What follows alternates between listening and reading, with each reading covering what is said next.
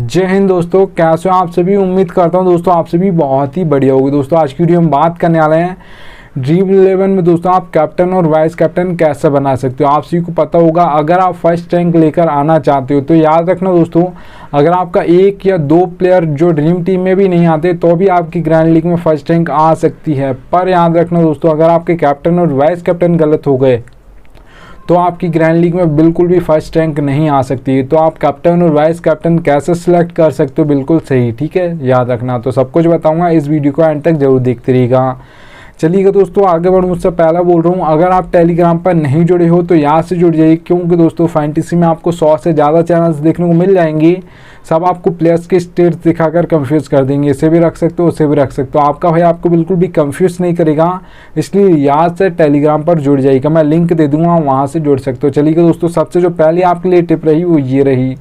तो यहाँ पर आप दोस्तों देख पा रहे हो, जिस भी मैच में दोस्तों आप टीम बना रहे हो, याद रखना उस मैच की आपको फुल नॉलेज होनी चाहिए। अगर आपको नॉलेज नहीं होगी उस मैच की कि कौन कितने नंबर पर बैटिंग करता है, कैसी पिच रिपोर्ट है, ठीक है, और कैसे किस प्लेयर का फॉर्म चल रहा है, तो फिर आप तुक्का मारोगे तो फिर आप एक अच्छी टीम नहीं बना सकते हो। अगर आप एक अच्छी टीम बनाना चाहते हो, कैप्टन और वाइस कैप्टन सही बनाना चाहते हो, जो आप बना रहे हो वही निकलें, तो उसके लिए सबसे पहले टिप है आपके लिए, मैच की फुल नॉलेज आपको होनी चाहिए, ठीक है। आप देख क्या सकते हो दोस्तों, मैच फुल नॉलेज में आप प्लेयर्स का फॉर्म देख सकते हो, पिच रिपोर्ट देख सकते हो, बैटिंग ऑर्डर देख सकते हो, ठीक है। तो इतनी सारी ये आप टिप्स फॉलो कर सकते हो। उसके बाद एक आप जो टीम बनाओगे उसमें कैप्टन और वाइस कैप्टन जो आप बनाओगे, सिलेक्ट करोगे, बहुत ज़्यादा चांस होगा कि वही आपके सही निकलेंगे, कैप्टन और वाइस कैप्टन, ठीक है, याद रखिएगा। ये सबसे बेसिक टिप थी, याद रखना। चलिए दोस्तों सेकंड टिप की ओर बढ़ूँ उससे पहले बोल रहा हूँ दोस्तों, सबसे बेस्ट एप्लीकेशन जानना चाहते हो फैंटेसी की तो याद रखना दोस्तों, विजन 11 सबसे बेस्ट एप्लीकेशन है। यहाँ पर दोस्तों अगर आप खेलोगे तो फ़ायदा क्या होगा वो बता देता हूँ।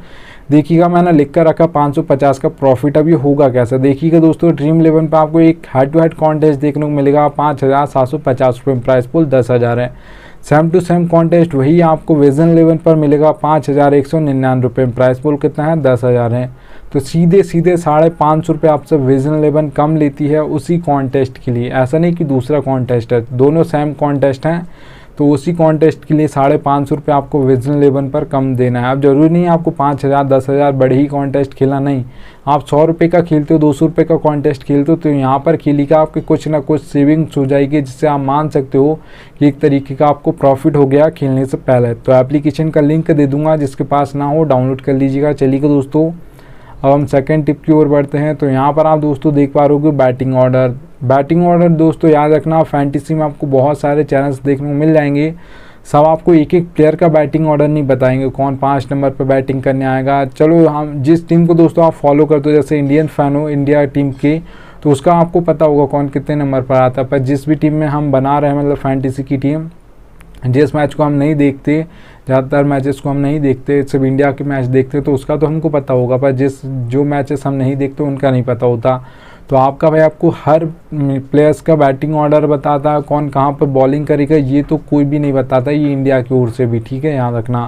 फैंटेसी क्रिकेट में सिर्फ आपका ये एक अकेला भाई है जो आपको बताएगा कौन पावर प्ले में बॉलिंग करेगा, कौन मिडिल में करेगा, कौन देतावस में करेगा, एक एक प्लेयर का बताता हूँ। तो यहाँ से टेलीग्राम पर जुड़ जाइएगा। देखिए दोस्तों, सभी एप्लीकेशन पर आपको 4 सेक्शन देखने को मिलते हैं, विकेट कीपर, ठीक है, बैट्समैन, ऑलराउंडर, बॉलर, ये 4 सेक्शन देखने को मिलते हैं। देखिएगा रोहित शर्मा के सामने 2 नंबर लिखा है, विराट कोहली के सामने 3 नंबर, हार्दिक पांड्या के सामने आप दोस्तों देख पा रहे हो O/M लिखा है और नीचे 5 नंबर लिखा है। 5 नंबर उनका बैटिंग ऑर्डर है, अगर हम बात करते हैं, ठीक है, एग्जाम्पल के लिए लिया है यहाँ पर।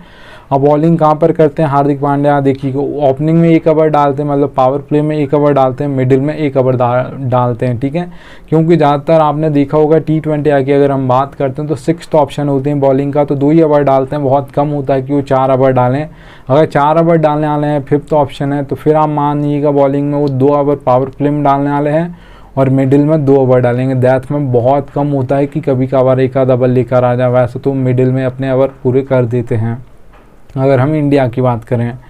अगर देखिएगा एक और बॉलर का मैं आप सभी को बता देता हूँ, भुवनेश्वर कुमार, आप जानते हैं दोस्तों, पहले इंडिया की ओर से खेलते थे, अब SRH से खेलते हैं, ठीक है, तो सनराइजर्स हैदराबाद की ओर से। तो आपको पता होगा जब इंडिया से खेलती थी और अभी SRH से भी खेलते हैं दोस्तों, तो कहाँ पर बॉलिंग करते हैं, पावर प्ले में 2 ओवर डालते हैं और 2 ओवर डेथ में डालते हैं। बहुत कम होता है कि कभी कभार एक आध ओवर लेकर आ जाए मिडिल्स में। मिडिल में दोस्तों जब लाते हैं भुवनेश्वर कुमार एक आध ओवर SRH की ओर से या इंडिया की ओर से जब लेकर आते थे, जब कोई बल्लेबाज सेट हो गया, कोई विकेट नहीं ले पा रहा, तो एक्सपीरियंस बॉलर को लगाया जाता है कि वो विकेट लेकर दे, ठीक है, याद रखना। तो इसलिए यहाँ पर एक एक बॉलर को बताऊंगा कौन यहाँ पर पावर प्ले में करेगा, कौन मिडिल ओवर में करेगा, कौन डेथ ओवर में करेगा। तो याद रखना बैटिंग ऑर्डर सभी को पता होना चाहिए, कौन कितने नंबर पर बैटिंग करने आएगा, कौन कहाँ पर बॉलिंग करेगा, ठीक है, याद रखना। चलिएगा दोस्तों थर्ड टिप की ओर बढ़ता हूँ। तो यहाँ पर आपको दोस्तों याद रखना है कुछ लोग कैप्टन वाइस कैप्टन कैसे सिलेक्ट करते हैं। सबसे पहले तो जिसे सब बना रहे हो उससे ही बना देते हैं। ये आपको ऐसा नहीं करना है कि सब जिसे बना रहे हैं आप बना सकते हो, पर अगर आपको लग रहा है तो ऐसा नहीं कि बस आपने सिलेक्शन देख लिया कि इसे सब बना रहे हैं तो फिर मैं भी बना देता हूँ। अगर सब बना रहे हैं आपको लग रहा है तो आप बना सकते हो, बिल्कुल बना सकते हो, ठीक है। पर अगर आपको लग ही नहीं रहा है, आपको कोई दूसरा प्लेयर लग रहा है, आप तो सिर्फ सिलेक्शन देख कर बना रहे हो, तो फिर ये गलत है, ठीक है, याद रखना।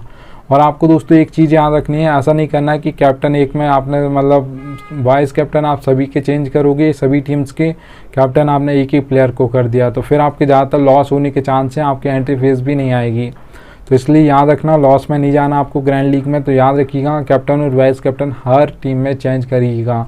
आप जितनी भी टीम बनाते हो उसमें चेंज कीजिएगा, क्योंकि आपके कैप्टन और वाइस कैप्टन ही फेल हो गए यहाँ पर, तो फिर याद रखिएगा फिर आपकी फर्स्ट रैंक नहीं आ सकती ग्रैंड लीग में, ठीक है, याद रखना। अगर आपको कोई एक प्लेयर फेल हो जाता है या 2 प्लेयर जो आपको लग रहे हैं कि कम पॉइंट्स देकर गए हैं, ये तो मतलब ड्रीम टीम में नहीं आएंगे, तो भी आपकी ग्रैंड लीग में फर्स्ट रैंक आ जाएगी।